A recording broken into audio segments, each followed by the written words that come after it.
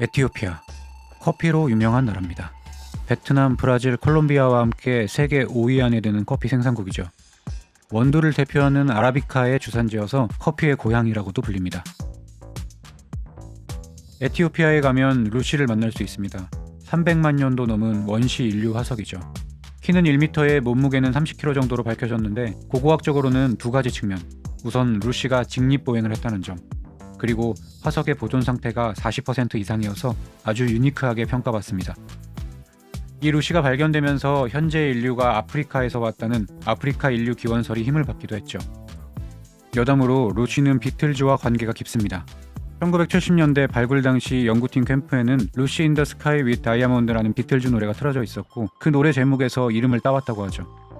사실 에티오피아엔 루시보다 더 오래된 친구도 있습니다. 아르디인데요.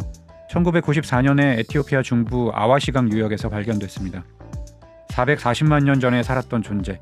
루시처럼 직립보행을 한 데다가 나무도 잘 탔던 것으로 분석돼서 이목을 끌었죠. 에티오피아 관광청의 슬로건이 랜드 오브 오리진스거든요. 그러니까 우리는 에티오피아를 커피의 고향이라고 하는데 이렇게 보면 정말 커피는 둘째고 기원의 땅, 인류의 고향이 더 맞겠다 싶습니다.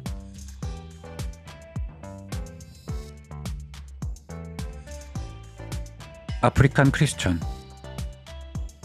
에티오피아만큼 오래된 기독교 국가도 없습니다. 이 나라는 4세기 초에 기독교를 국교로 선포했는데요. 튀르키예랑 조지아 사이에 있는 아르메니아, 그 아르메니아와 함께 기독교 국가의 시조세 격입니다. 현재 에티오피아 인구의 절반 정도는 에티오피아 정교회 신자입니다. 에티오피아의 역사를 거슬러 올라가면 솔로몬의 이야기가 나옵니다. 이 나라의 초대 왕이 솔로몬의 후손이라는 건데요. 구약 성경을 보면 예루살렘의 솔로몬 왕이 테바 왕국의 여왕을 만나는 장면이 나오는데 에티오피아의 역사적 신화적 배경이 바로 여기 있습니다. 세바 여왕이 솔로몬의 명성을 듣고 와서 어려운 문제로 그를 시험하고자 하여 예루살렘에 이르니 수행하는 자가 많고 향품과 심이 많은 금과 보석을 낙타에 실었더라. 성경에는 이렇게 기록되어 있습니다.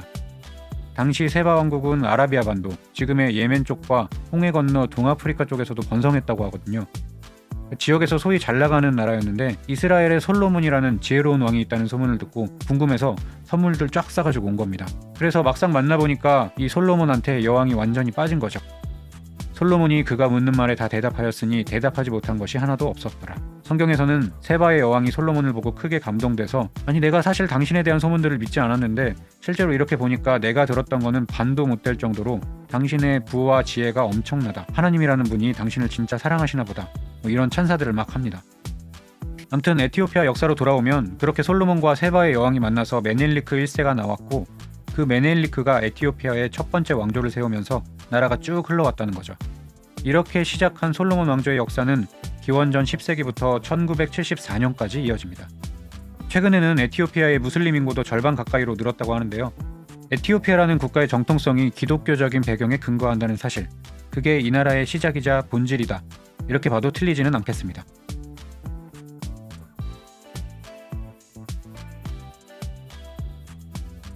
아프리카의 급수탑. 에티오피아의 힘은 물에서 나옵니다. 흔히 9개의 큰 강, 12개의 호수가 있는 나라라고도 하는데 핵심은 나일강입니다. 아프리카는 나일강을 빼놓고 얘기할 수 없죠. 대륙 전체 인구의 절반 이상에 의존하고 있는 젖줄이자 문명의 상징인데요. 이 나일강은 두 개의 줄기, 백나일과 청나일, 화이트나일, 블루나일로 구분됩니다. 그 중에서 청나일이 나일강 수량의 80% 이상을 차지하는데 바로 그 청나일의 물줄기가 에티오피아에서 시작됩니다.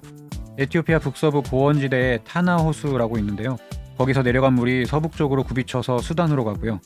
수단의 수도 카루툼이라는 곳에서 백나일이랑 만납니다. 그렇게 완전체 나일강은 북쪽, 이집트, 그리고 지중해까지 쭉 내려가죠. 이런 지정학적 환경은 에티오피아에겐 축복이자 권력입니다. 나일강 하류에 있는 수단이나 이집트로서는 에티오피아가 위에서 물을 컨트롤해버리면 당장의 타격이 오기 때문에 물에 예민할 수밖에 없죠. 실제로 얼마 전에 에티오피아에서 GERD, 그랜드 에티오피안 르네상스라는 이 엄청나게 큰 댐을 나일강 줄기에 지으면서 이집트와 갈등이 불거지고 있습니다. 에티오피아에서는 인프라 개발, 경제 발전, 에너지 확보 이런 측면을 말하는데 이집트한테는 이게 안보적인 측면이거든요. 사실 이집트는 인구의 절반이 농업에 종사하고 있고 수출도 농사지어서 하는 면화 수출이 큰 비중을 차지합니다. 나일강의 수량이 왔다 갔다 하면 타격이 클 수밖에 없는 거죠. 당장 농경지에 타격이 오겠고 그에 따른 실업자 증가나 환경오염 문제 같은 것도 고려해봐야 합니다. 두 나라뿐만 아니라 사실 이 나일강의 수자원 문제는 동아프리카의 최대 화두이기도 합니다. 에티오피아는 거기서 워터타워, 급수탑의 관리자인 셈이죠. 우리나라에서 멀리 떨어져 있는 에티오피아는 사실 우리와 유대감이 꽤 있는 나라입니다. 6.25 때 유엔군에 동참한 아프리카 유일 국가거든요. 1951년 첫 번째 파병 이후로 에티오피아 장병 3,000명 정도가 우리와 함께 했습니다. 이렇게 보다 보니까 저기 아프리카 동쪽 끝에 있는 낯선 나라가 조금은 가깝게 느껴지는 것 같습니다.